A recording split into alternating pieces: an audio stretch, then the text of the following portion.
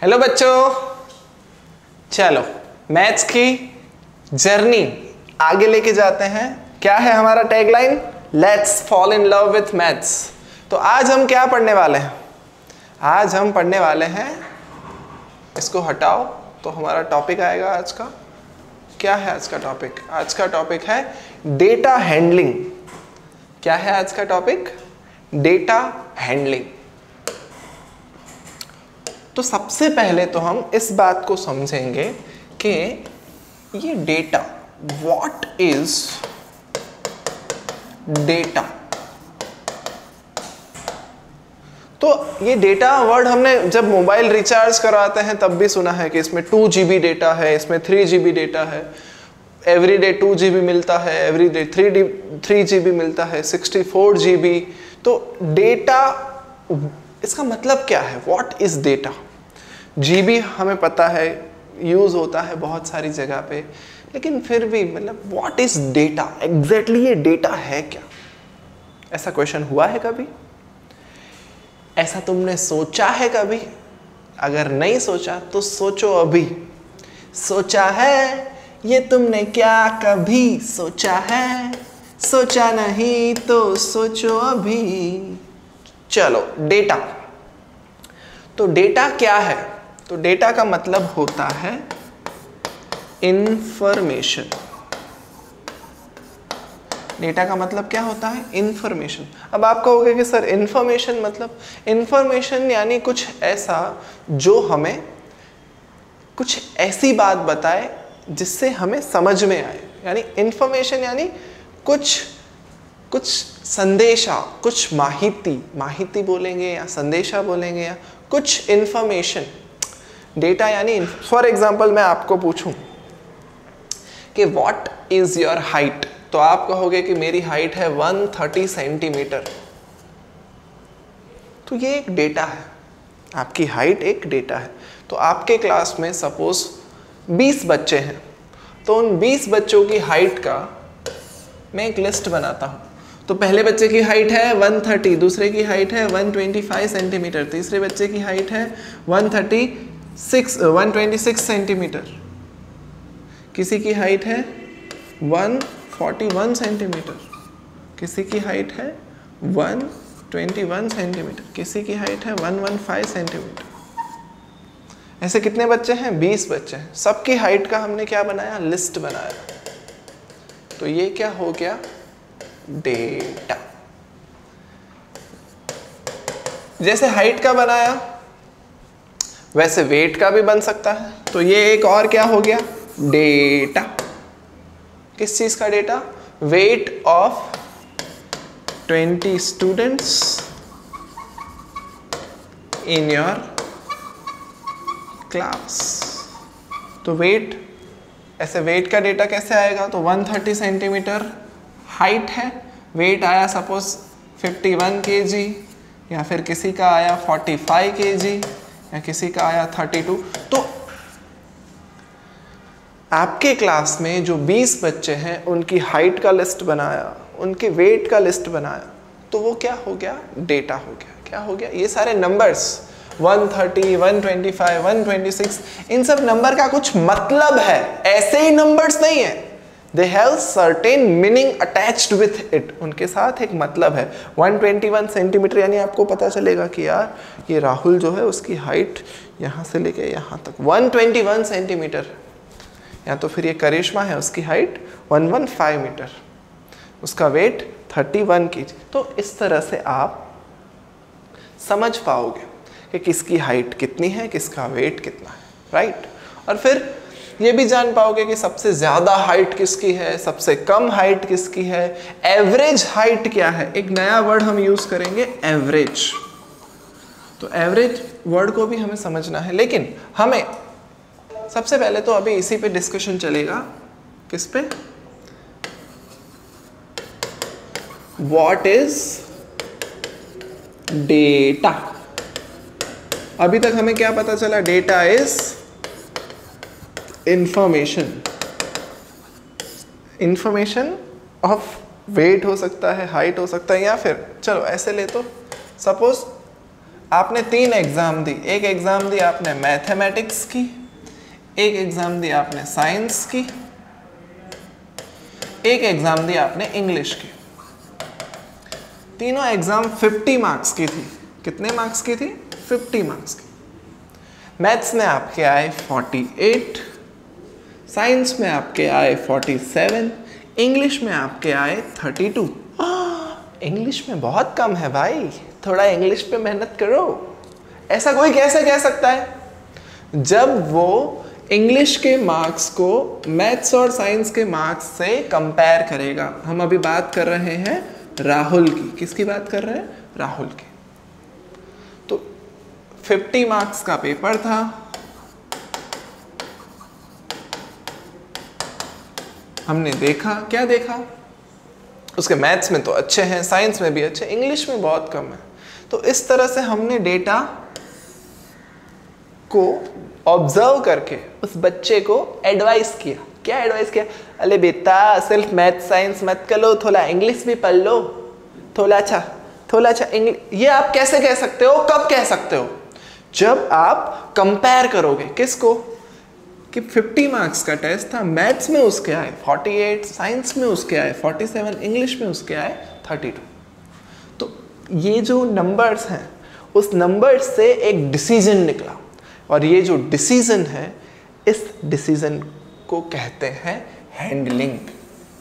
Handling यानी data को observe करके, देख के, समझ के डिसाइड करना, उसको क्या कहेंगे हम? Data handling.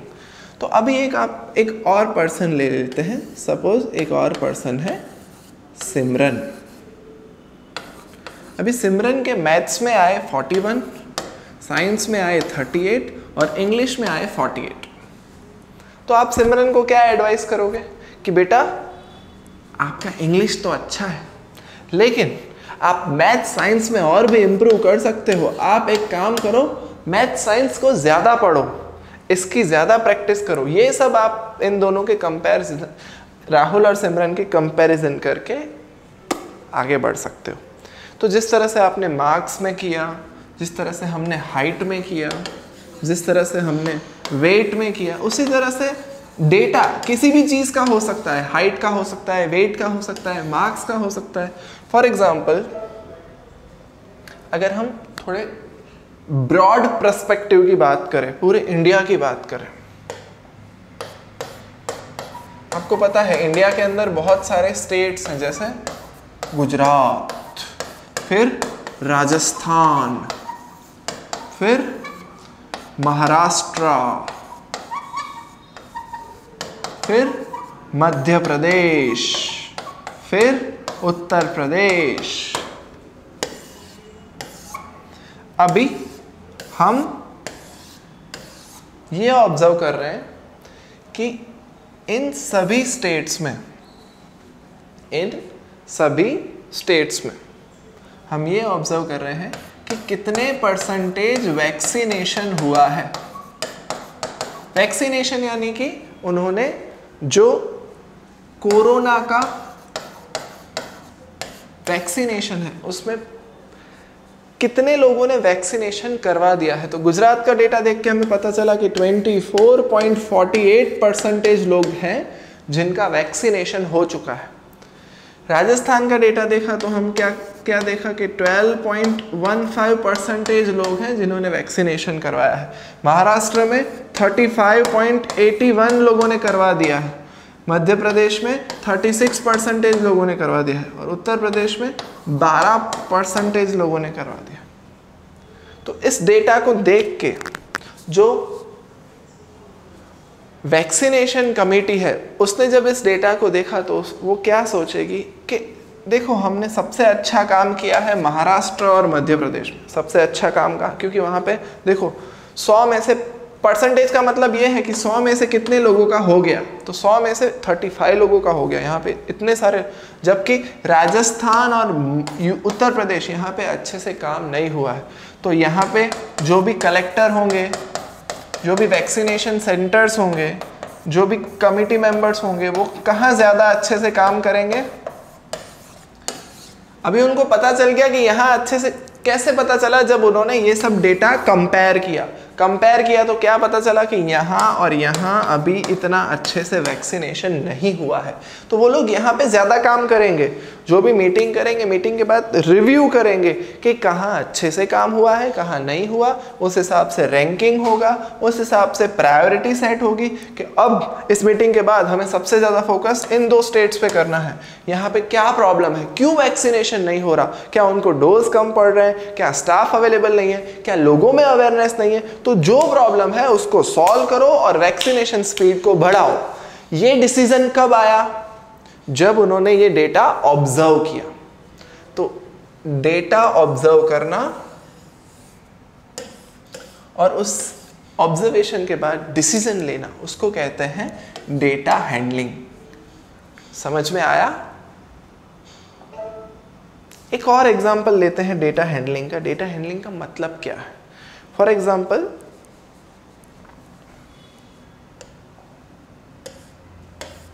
हम विराट भैया की बात करते हैं। कौन है विराट भैया? विराट कोहली। तो विराट कोहली ने क्या किया? 2015 की साल, 2016, 2017, 2018, 2019, 2020, बस यहाँ तक ऑब्जर्व करेंगे, या 2021 तक। चलो, तो 2015 में उन्होंने कितने रन्स बनाए? तो 1215 रन 2015 में बनाए। 2016 में 1508 रन बनाए। 2017 में उन्होंने 1314 रन बनाए। 2018 में कितने रन बनाए? 1008। 2019 में कितने रन बनाए? 1712। 2020 में कितने रन बनाए? 313। और 2021 में कितने रन बनाए? 115। तो आपको ये अलग अलग ईयर में उनके रन्स देख के पता चलेगा कि सबसे अच्छा फॉर्म उनका कब था? 2019 में। फॉर्म कब बिगड़ा? 2020 में। लेकिन क्यों? सिर्फ रन कम है इसलिए? लेकिन प्रॉब्लम क्या हुआ था आपको पता है ना? 2020-21 में क्या हुआ था? पेंडेमिक। और पेंडेमिक की वजह से क्रिकेट मैच हो ही नहीं रहे थे, जितने हुए वो बहुत कम हुए, तो रन्स भी कम बनेंगे। तो डेटा आपको क्या बताएगा? कभी आधा सच बताएगा, कभी पूरा सच बताएगा। सिर्फ रन्स देख के आप डिसाइड करो कि यार विराट कोहली ने तो 2020 में इतने ही रन बनाए। अरे भाई, मैचेस भी तो इतने ही हुए। मैचेस कहाँ हुए? हुए ही नहीं। कोरोना की वजह से लॉकडाउन आ गया, लॉकडाउन की वजह से कोई मैच नहीं हुआ, तो कहाँ से रन बनाएगा? तो हाँ, ऐसे आप 2015-16 को कंपेयर करो तो आपको लगेगा कि यहाँ उनका फॉर्म अच्छे से इंक्रीज हुआ, फिर थोड़ा डिक्रीज हुआ, फिर और ख़राब फॉर्म, फिर सबसे अच्छा फॉर्म आया 2019 में। लेकिन यहाँ पे तो प्रॉब्लम ही अलग है। तो कई बार हमारा ऑब्जर्वेशन हमें सही आंसर नहीं भी देता, लेकिन हाँ, एटलीस्ट हमें पता चल जाता है कि प्रॉब्लम कहाँ पे है। तो ये देख के आपको पता तो चल ही गया कि प्रॉब्लम कहाँ पे है, 2020 और 2021 में। तो आप विराट भैया से जाके पूछो कि भैया विराट भैया, आपने क्यों 2020-2021 में रन नहीं बनाए? तो वो क्या कहेंगे? वो यही कहेंगे कि बेटा मैचेस ही नहीं हुए। क्यों मैचेस नहीं हुए? क्योंकि पेंडेमिक था। पेंडेमिक म्हणजे कोरोना म्हणजे लॉकडाउन म्हणजे नो क्रिकेट, नो रन्स। पर डेटा हैंडलिंग, ये जो चैप्टर है, ये चैप्टर बहुत इंपॉर्टेंट है थ्रू आउट द लाइफ। आप कोई बिजनेस कर रहे हो, या आपका कोई अपना खुद का स्टोर है, या आप कहीं जॉब कर रहे हो, हर जगह पे ये चीज़ बहुत इंपॉर्टेंट है कि आप अपने आसपास जो भी डेटा है उसको ऑब्जर्व करो और उस डेटा के हिसाब से डिसीजन लो। उस डेटा के हिसाब से आपको डिसीजन लेना पड़ेगा। राइट? क्लियर? चलो, तो डेटा क्या है वो पता चल गया। तो रन को भी डेटा कहते हैं, ओवर्स को भी डेटा कहते हैं, विकेट्स को भी डेटा कहते हैं, हाइट को भी डेटा कहते हैं, वेट को भी डेटा कहते हैं, मार्क्स को भी डेटा कहते हैं, कितना रेनफॉल हुआ उसको भी डेटा कहते हैं, किसी महीने में ज़्यादा हुआ, किसी महीने में कम हुआ। सपोज आपका खुद का एक आम का बगीचा है, तो जून महीने में कितने आम हुए, जुलाई महीने में कितने आम हुए, अगस्त में कितने हुए, फिर कितने नहीं हुए। तो ये सारा डेटा है, इससे आपको पता चलेगा कि प्रीवियस ईयर कितने हुए, इस साल कितने हुए, बढ़े कम हुए, प्रॉफिट लॉस, ये सब कैलकुलेट करने के लिए आपको क्या चाहिए, डेटा। आपको क्या समझना पड़ेगा, डेटा। आपको क्या समझना पड़ेगा, data handling. What you have to understand, data handling. तो डेटा हैंडलिंग के कुछ टूल्स हैं, डेटा को समझने के लिए कुछ टूल्स हैं। टूल्स यानी हथियार। हमारे पास कुछ ऐसे हथियार हैं जिससे हम डेटा को अच्छे से समझ पाएंगे। उसमें पहला हथियार है, वो है मीन, या तो फिर आप उसको कह देते हैं एवरेज वैल्यू, या तो आप उसको कह दो मीन वैल्यू, या तो उसको कह दो एवरेज वैल्यू। तो मीन वैल्यू या एवरेज वैल्यू का मतलब क्या है, इसका मतलब है, इसका मतलब क्या है, इसका मतलब है, ये वाली मार्कर से कोई और कलर की मार्कर लेते हैं, ये वाली ले लें। हाँ, इसका मतलब है sum of all observation, sum of all observation divide by total number of observation.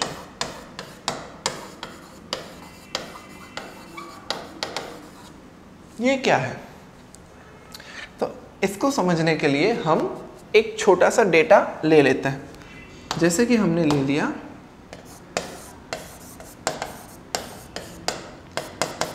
Marks का कोई डेटा ले लिया, last 5 test of maths, maths के लास्ट 5 टेस्ट हुए हैं, उसमें आपका कुछ ऐसा स्कोर आया है 25, 24, 21, 19, 17। ये क्या है, आपके आउट ऑफ 30 मार्क्स के मैथ्स के लास्ट 5 टेस्ट हैं, उसके मार्क्स। एक बार 30 में से 25 आए थे, फिर 24 आए थे, फिर पता नहीं क्या हुआ, कम हो गए, फिर और कम हुए, फिर और कम हुए। तो ये देख के आपके पापा को पता चल जाएगा कि बेटा लास्ट 2-3 टेस्ट से है ना तुम्हारा रिजल्ट सही नहीं आ रहा, मतलब तुम अच्छे से तैयारी, अच्छे से प्रिपरेशन नहीं कर रहे हो। ये पापा को कहाँ से पता चला, ये देख के। अगर ये सही है तो पापा को और कुछ जानने की जरूरत ही नहीं है कि तुम क्या पढ़ रहे हो, कब पढ़ रहे हो, कितने बजे उठ रहे हो, कितने बजे सो रहे हो। उनको इंटरेस्ट क्या है कि आपका जो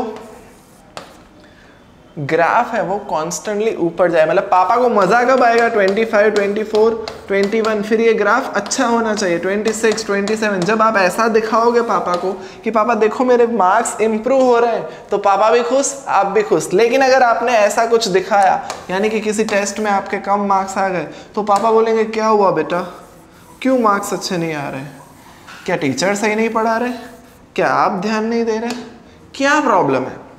तो ये क्वेश्चन पापा को क्यों हुआ, क्योंकि उन्होंने देखा कि आपके मार्क्स नॉर्मल से कम हो गए, समझे। तो अभी इसी डेटा पे हम इसको फाइंड करते हैं, किसको, मीन वैल्यू या फिर एवरेज वैल्यू। तो मीन वैल्यू या एवरेज वैल्यू में क्या करना है हमें, सम ऑफ ऑल ऑब्जर्वेशन, यानी कि जितने भी ऑब्जर्वेशन है उन सबका करना है सम। सम यानी एडिशन। तो ऑब्जर्वेशन पहला कौन सा है, 25, 24, 21, 19, 17, सबका sum divide by total number of observation. कितने ऑब्जर्वेशन है यहाँ पे, 5, तो यहाँ पे मैं लिखूंगा 5।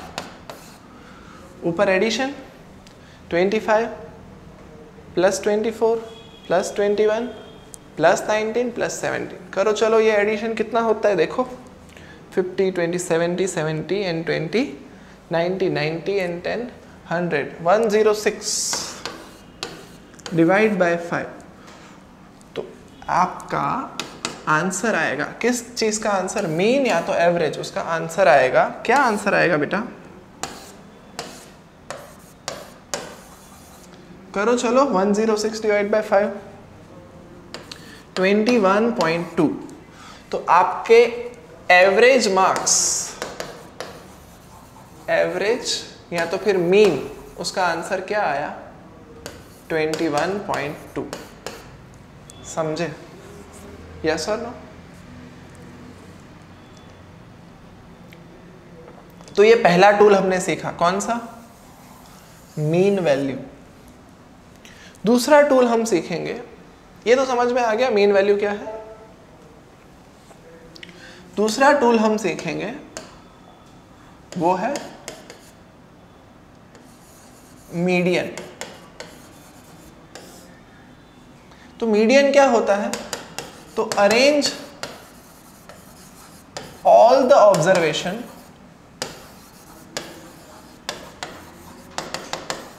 In ascending order.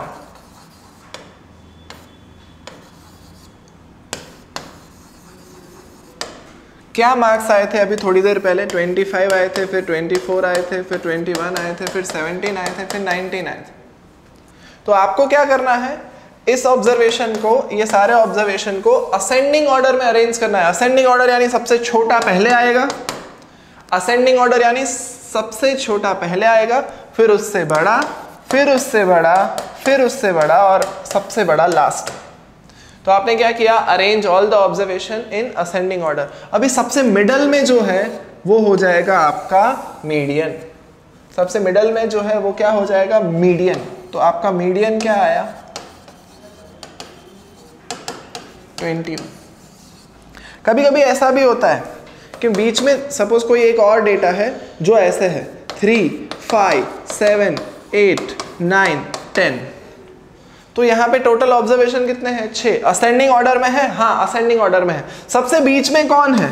तो ऐसे देखें तो सबसे बीच में ये दोनों है। एग्जैक्टली बीच में एक कब होगा? जब 5 ऑब्जर्वेशन होंगे। तो बीच में ये है, 2 इस तरफ, 2 इस तरफ। लेकिन अगर ऑब्जर्वेशन 6 है, अगर ऑब्जर्वेशन कितने हैं? 6, तो बीच में 2 लोग आएंगे, तो उन दोनों की आपको एवरेज ले लेनी है। 7 + 8/2 यानी कि 15/2। ये हो जाएगा आपका मीडियन। तो मीडियन का मतलब मिडल मोस्ट ऑब्जर्वेशन। क्यों मिडल मोस्ट ऑब्जर्वेशन कहेंगे इसको? क्योंकि हमने एक बार उसको, सारे ऑब्जर्वेशन को कैसे अरेंज किया? Ascending order. कैसे अरेंज किया? असेंडिंग ऑर्डर में। उसके बाद बीच वाला जो ऑब्जर्वेशन है, बीच में एक आ सकता है या तो फिर 2 आ सकते हैं। तो बीच वाले ऑब्जर्वेशन को हम कहेंगे मीडियन। मीडियन समझ में आया? नेक्स्ट है क्या है? नेक्स्ट है मोड। तो मोड क्या है? तो सपोज कोई ऑब्जर्वेशन ऐसा है 5, 7, 5, 8, 9, 5, 8, 9, 7, 5, 7, 8, 9, 5, 1, 2, 5, 7। कोई ऑब्जर्वेशन ऐसा है, सपोज ये runs score, just a second, suppose ये है रन्स स्कोर्ड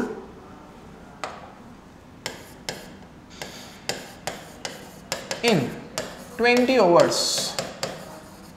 तो पहली ओवर में कितने रन आए? 5, दूसरी में 7, तीसरी, चौथी, पांचवी, छठी, 7, 8, 9, 10, 11, 12, 13, 14, 15, 16, 17, 18, 19 और लास्ट ओवर में आए हैं 13 रन।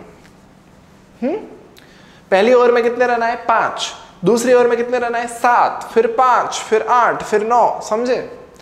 तो मोड यानी क्या? What is mode? तो आप सारे ऑब्जर्वेशन अगर अच्छे से देखोगे तो आपको ये दिखेगा कि कोई एक पर्टिकुलर ऑब्जर्वेशन सबसे ज्यादा रिपीट हो रहा है। तो देखो सबसे ज्यादा रिपीट होने वाले हैं एक तो 7, 8, 9 और 5। ये लोग सबसे ज्यादा रिपीट हो रहे हैं। तो 7 कितनी बार रिपीट हो रहा है? 1, 2, 3, 4। 7 कितनी बार रिपीट हुआ? 4 बार। 8 कितनी बार रिपीट हुआ? 1, 2, 3। 8 कितनी बार रिपीट हुआ? 3 बार। 9 कितनी बार रिपीट हो रहा है? 9 कितनी बार रिपीट हो रहा है? 1, 2, 3 बार। तो 9 रिपीट हो रहा है 3। और 5 कितनी बार रिपीट हो रहा है? 1 2 3 4 5 6 7। तो हमारा मोड क्या आएगा? The observation which is repeating highest number of time, सबसे ज्यादा जो रिपीट होगा उसको हम कहेंगे मोड। सबसे ज्यादा कौन रिपीट हो रहा है? 7 8 9 या 5? 5। तो सबसे ज्यादा रिपीट हो रहा है 5। तो इस ऑब्जर्वेशन का मोड क्या आएगा? 5। मोड क्या आएगा? 5। तो मोड में पता चला सबको? ये 3 चीजें समझ में आई हमें। एक समझ में आया मीन, एक समझ में आया मीडियन और एक समझ में आया मोड। डेटा हैंडलिंग के ये क्या है? टूल्स। चलो ये क्लियर हुआ। अब हम प्रिपेयर्ड हैं किसी भी रियल लाइफ सिचुएशन से डील करने के लिए, क्योंकि हमें डेटा क्या है वो पता चल गया, हैंडलिंग क्या है वो पता चल गया, हमारे पास 3 टूल्स हैं, उसको भी हम अप्लाई कर सकते हैं। तो आओ चलते हैं, देखते हैं। नंबर 1 क्या है?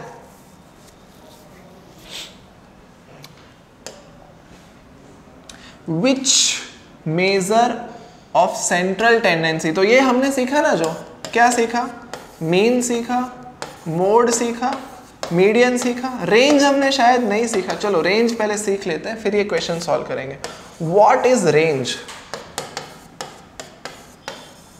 तो रेंज सीखने के लिए भी हमें पहले कोई एक ऑब्जर्वेशन, कोई एक डेटा समझना होगा। तो कोई एक डेटा ले लेते हैं। For example the data is like this, कि आपने कोई एग्जाम में 100 मार्क्स की कोई एग्जाम थी, उसमें स्कोर किया 92। फिर एक और एग्जाम दी, उसमें स्कोर किया 85। फिर एक और एग्जाम दी, उसमें स्कोर किया 88। फिर एक एग्जाम दी, उसमें स्कोर किया 99। फिर एक एग्जाम दी, उसमें स्कोर किया 73। फिर एक एग्जाम दी 100 मार्क्स की, उसमें स्कोर किया 87। फिर 92, फिर 85, फिर 88। बस आपने इतने सारे एग्जाम्स दिए 100 मार्क्स के। तो रेंज का मतलब क्या है? What is range? रेंज मतलब आपको ये देखना है कि हाईएस्ट मार्क्स कब आए। कब आए हाईएस्ट मार्क्स? 99। हाईएस्ट मार्क्स कब आए? 99। सबसे बड़ा ऑब्जर्वेशन, सबसे बड़ा 99। और सबसे छोटा ऑब्जर्वेशन, सबसे छोटा, सबसे कम मार्क्स कब आए? 73। तो 99 minus 73, highest value of observation और लोएस्ट वैल्यू ऑफ ऑब्जर्वेशन को सब्सट्रैक्ट कर दो, तो जो आंसर आएगा 26, उसको हम कहेंगे रेंज। क्या कहेंगे? Range is 26। डेफिनेशन क्या होगी? फॉर्मली लिखेंगे तो highest observation minus lowest observation, सबसे बड़ा ऑब्जर्वेशन और सबसे छोटा ऑब्जर्वेशन। तो मीन, मोड और मीडियन तो हमें पता ही है। अब रेंज भी पता चल गया कि रेंज क्या होता है। अभी हम इस क्वेश्चन को सॉल्व करने के लिए तैयार हैं। क्या है क्वेश्चन? विच मेजर ऑफ तो ये सारे जो है ना, कौन से सारे? मीन का मतलब होता है एवरेज। एवरेज का मतलब होता है sum of all observation divide by number of observation. सारे ऑब्जर्वेशन का जितने भी डेटा है उन सबका एडिशन डिवाइड बाय कितना डेटा है? 5 6 7, उसको डिवाइड। मोड क्या है? Observation which repeats highest number of time. जो ऑब्जर्वेशन सबसे ज्यादा रिपीट होता है उसको कहते हैं मोड। मीडियन क्या है? Middle most observation. Middle most, जो सबसे बीच में है। और ये कब मिलता है? After arranging in ascending order, यानी कि इस ऑर्डर में आप उसको अरेंज कर दो। किस ऑर्डर में? Ascending order. असेंडिंग ऑर्डर मतलब सबसे छोटा पहले, सबसे बड़ा लास्ट में, और इस ऑर्डर में आप किसी को अरेंज करोगे ऐसे, तो सबसे बीच में जो आएगा, मिडल मोस्ट जो आएगा, उसको कहेंगे मीडियन। मिडल मोस्ट एक आ सकता है या तो फिर दो आ सकते हैं। अगर एक आए तो वही मीडियन है, दो आए तो दोनों की एवरेज कर लो। और रेंज क्या है? Highest value of observation minus lowest value of observation.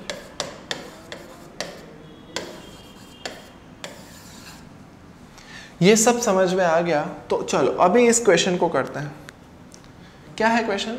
Which measure of central tendency best describe the data of most demanding size of shoe after sale. Most demanding size of shoe, यानी कि ऐसी शू की size जो सबसे ज्यादा demand में है। जैसे कि आपको पता होगा कि जब आप शूज लेने जाओगे तो उसमें 6 नंबर के होंगे, 7 नंबर के होंगे, 8 नंबर के होंगे, 9 नंबर के होंगे, 10 नंबर के होंगे, ऐसे सारे शूज में नंबर आते हैं। अभी सपोज कोई शॉपकीपर ने ऐसे वाले 100 शूज बेचे, ऐसे वाले 300 शूज बेचे, ऐसे वाले 2000 शूज बेचे, ऐसे वाले 1500 बेचे, ऐसे वाले 800 बेचे। अलग अलग साइज के शूज पूरे मंथ में उसने बेचे हैं। तो सबसे ज्यादा डिमांड किसकी है? सबसे ज्यादा डिमांड है 8 नंबर की। अगर ये हमें फाइंड आउट करना है तो हमें यूज करना पड़ेगा मोड। क्यों मोड? क्योंकि मोड क्या है? Observation which repeats highest number of time. 8 जो है वो हाईएस्ट नंबर, कितनी बार रिपीट हुआ? 2000 लोगों ने 8 नंबर का शूज खरीदा। 8 नंबर वाले शूज कितने लोगों ने खरीदे? 2000 लोगों ने। तो अगर हम इस ऑब्जर्वेशन का मोड फाइंड आउट करेंगे तो वो क्या आएगा? 8। और वो क्या होगा? Most demanding size. वो क्या होगा? Most demanding size. तो अगर हमें मोस्ट डिमांडिंग साइज फाइंड करनी है तो विच answer you will do, which method you will use? Mode वाली मेथड। क्योंकि हमें क्या चाहिए? सबसे ज्यादा डिमांड में है वो वाला ऑब्जर्वेशन। सबसे ज्यादा डिमांड वाला ऑब्जर्वेशन यानी जो सबसे ज्यादा बार रिपीट हो रहा हो, और सबसे ज्यादा बार जो रिपीट हो रहा है उसको एज पर द डेफिनेशन क्या कहते हैं? मोड। मोड समझ में आया? ठीक है ना? चलो नेक्स्ट क्वेश्चन की ओर बढ़ते हैं। अभी यहां एक नई चीज आ रही है इस क्वेश्चन में। क्या है वो? प्रोबेबिलिटी। तो सबसे पहले हम ये डिस्कस करेंगे कि व्हाट इज प्रोबेबिलिटी। प्रोबेबिलिटी ये क्या है? प्रोबेबिलिटी क्या है? आओ चलो इसके बारे में थोड़ी बात करते हैं। कोई और कलर से बात करें? हाँ, ये वाला कलर ले लेते हैं। प्रोबेबिलिटी यानी एक तरह से देखें तो पॉसिबिलिटी। सपोज कोई आपको पूछे कि बारिश होगी आज, तो आप कहोगे शायद हो भी सकती है, शायद नहीं भी हो सकती। सपोज कोई आपको पूछे कि मैं कॉइन टॉस कर रहा हूँ, हेड्स आएगा, आप कहोगे कि आ भी सकता है, नहीं भी आ सकता। कोई बोले कि मैं डाई यानी कि वो जो जिस पे 6 नंबर होते हैं ना, 1 2 3 4, वो मैं रोल करूं 6 आएगा, आप बोलोगे यार आ भी सकता है, नहीं भी आ सकता। तो बहुत सारे एक्सपेरिमेंट्स ऐसे होते हैं जिनमें हमें नहीं पता होता कि क्या होगा, हमें नहीं पता होता। जैसे हमने कॉइन टॉस किया तो we don't know before tossing कि हेड्स आएगा कि टेल्स आएगा। डाई रोल करने से पहले हमें नहीं पता होगा कि छक्का आएगा कि चौका आएगा, नहीं पता होता। तो जब आपको एग्जैक्ट आंसर नहीं पता तब आपको उसकी प्रोबेबिलिटी, पॉसिबिलिटी फाइंड आउट करनी है। जैसे कि हमने कॉइन टॉस किया, अभी आपको पता है कि कॉइन टॉस में 2 ही आंसर पॉसिबल है, या तो हेड्स आएगा या तो टेल्स आएगा, या तो आएगा हेड या तो आएगा टेल।